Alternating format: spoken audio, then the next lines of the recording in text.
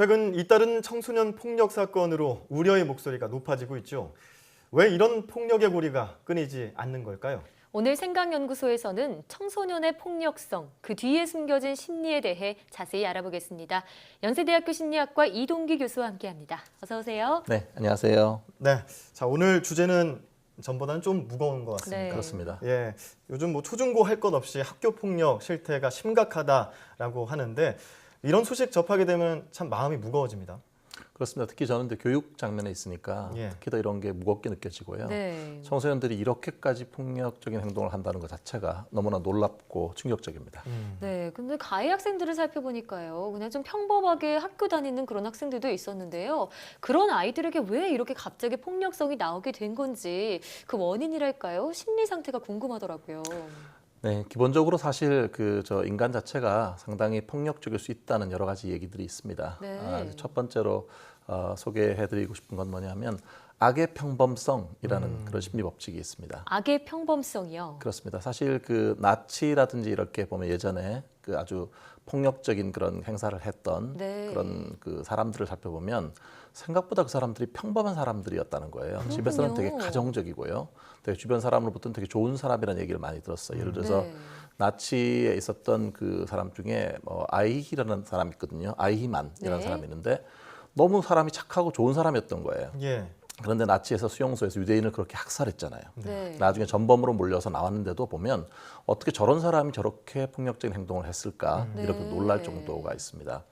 물론 나치에 있는 그런 전범하고 우리 청소년을 똑같이 지금 말씀드린 건 아니니까 오해 없으시길 바라고요. 네. 사실 또 이제 심리학 같은 데서 이제 그런 실험을 해봤어요. 사람들이 평범한 사람들이 얼마나 이 권위에 대해서 복종할 수 있는가. 아, 그러니까 일반적으로 볼 때는 사람이 다 그냥 일반적인 사람인데 네. 어떤 상황 속에서는 주변의 강압적인 권위나 이런 거에 대해서 아주 폭력적인 행동을 할 수 있다는 건데요.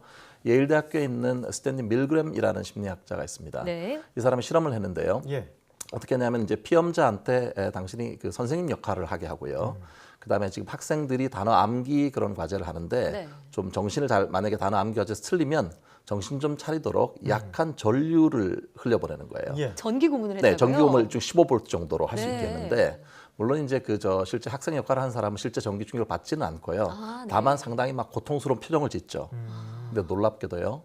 65%나 되는 그 피험자 사람들이 450V까지 최고로 전기 볼트를 높였다는 겁니다. 450볼트면 사람이 죽을 수도 있는 거 그럴 수도 아닌가요? 있는데 심지어 고통스럽게 그런 표정을 보면서도 어떻게 하냐면 저 사람에게 도움이 돼야 한다. 정신 차리도록 해야 한다. 이렇게 했던 거죠. 놀라운 일입니다. 네. 예. 그러니까 평범한 사람들도 이렇게 어떤 환경에 놓이게 되면은 악한 사람으로 바뀔 수도 있는 건데 네. 이 악의 평범성에서 이 청소년들이 이런 것들을 좀 적용받았다고 봐야 될까요? 아주 전적으로 이게 해당된다고 말하기는 어렵습니다만 예. 일부 관련이 있을 수 있습니다. 물론 이번 청소년 그런 사건들을 보면 실제로 강압적인 지시에 의한 그런 것은 아니지만 또 네. 권위에 복종한 것은 아닙니다만 청소년 문화 중에 중요한 것 중에 하나가 이 또래 집단의 어떤 압력이잖아요. 네. 그러니까 왕따를 당하면 안 된다는 생각도 있고 이 또래의 어떤 압력을 받게 되면 사실 생각보다 평범한 학생들이 아주 폭력적인 행동을 할 가능성도 배제할 수는 네. 없습니다. 그런데 이런 폭력 사건을요, 또 그냥 본 게 아니라 놀라운 일이 아이들이 SNS에 마치 무용담처럼 영상을 올리기도 하고 그랬더라고요. 사실 상식적으로는 잘 이해가 가기 힘든 행동인데요. 왜 이런 건가요? 사실 SNS의 빛과 네. 그림자죠. 이게 아마 네. 이제 SNS의 어떤 부작용 중에 하나일 텐데요.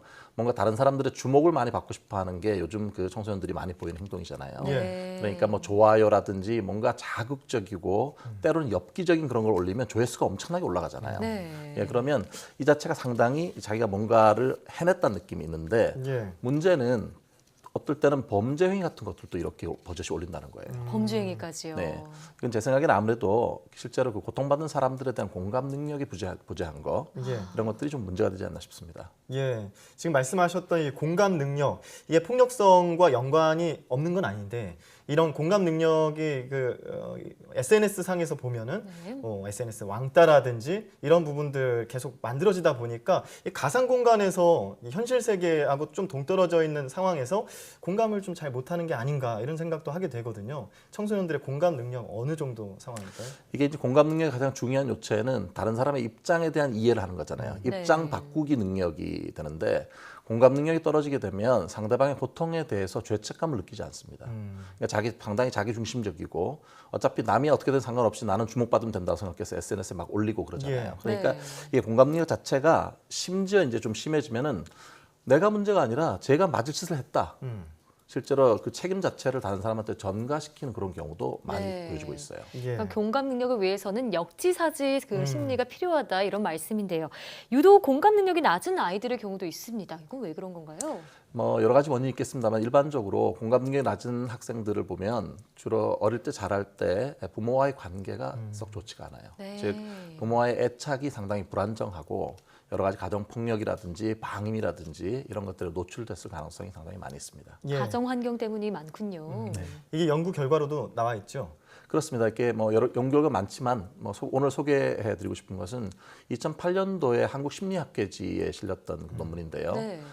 그 실제 청소년 비행 행동하고 공감 그리고 애착 관계를 봤던 거예요. 예. 봤는데 그 제목이 청소년의 불안정 애착과 문제 행동 공감의 조절 효과라는 논문이고요. 네. 박지연, 이은희 선생님이 하신 논문인데 이게 마산 지역에 있는 청소년 800명 이상 대상으로 설문조사를 했더니 어떤 게 있냐면 주요 결과를 말씀드리면 예. 실제 불안정한 그런 가정에 자라게 되면 아무래도 비행이라든지 폭력 이런 거에 노출될 가능성이 더 많습니다. 네. 그런데 심지어 그런 힘들게 그런 가정 환경에 자랐다고 하더라도 공감 능력이 높은 아이들은 비행으로 빠지지 않았어요. 아하. 네. 그러니까 공감 능력 자체가 이런 불안정한 가정 환경에서 비행 행동으로 빠지는 중간에 보호 요인으로 작용한다는 거죠. 아, 네. 가정 환경을 상쇄시켜 줄 수 있는 게 그 아이가 가진 공감 능력이다 이런 얘긴데요. 그러면 사회적인 공감 능력을 좀 후천적으로 키울 수 있는 그런 방법들도 있을까요? 그렇습니다. 사실 그 상담학이나 심리학, 교육학 분야에서 많이 공감 훈련 프로그램들이 있긴 한데 네. 특정한 지역에서만 지금 이루어지고 있거나 아니면 어떤 효과성 검증이 미비한 경우도 있는데요. 공감 능력을 높이려면 첫째는 다른 사람의 말을 경청하는 능력이 중요합니다. 네. 예. 그래서 그 사람이 말하는 것 중에서 특히 그 사람이 어떤 마음인지 감정을 이해하려는 노력이 필요하고요. 네.